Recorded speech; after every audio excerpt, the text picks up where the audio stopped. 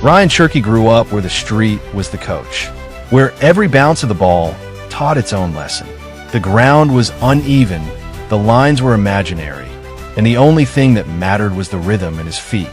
There were no crowds, no cameras, no pressure to perform, just a ball worn down by concrete, just creativity sharpened by chaos, just a kid learning football the way it was meant to be learned, by feeling it. On the streets, there were no second chances. Lose the ball, and the game keeps moving.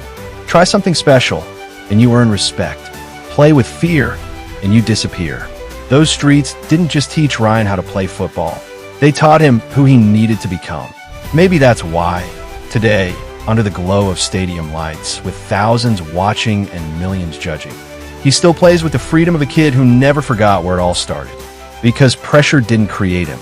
It couldn't break him. It met him too late.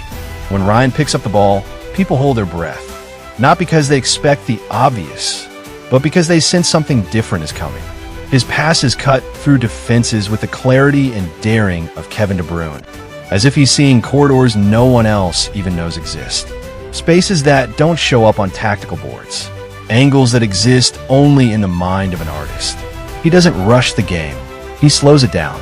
He invites defenders in, then punishes their hesitation. And when he dribbles, there's that soft, calm brilliance of Andres Iniesta. No excess, no panique, just balance, timing, and absolute control. It doesn't look forced. It doesn't look trained. It looks natural, like the ball belongs to him. But football history is full of players who looked special early on. Players called the next one. Players crushed by expectations before they could grow into themselves. Rayan Cherki knows that reality too.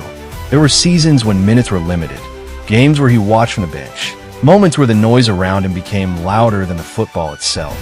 Questions followed him everywhere. Is he disciplined enough? Is he consistent enough? Can flair survive in modern football? Because modern football doesn't like risk. It prefers structure, patterns, predictability. And Rayan Cherki is none of those things. What truly sets Rayan apart isn't just his talent. It's his defiance. Like the philosophy born in La Masia, he brings the street back into the game. The courage to improvise. The joy to try something others wouldn't dare. The swagger to express personality in every touch. Where others recycle possession, Rayan breaks rhythm. Where others play safe, Rayan plays brave. Where others obey systems, Rayan challenges them.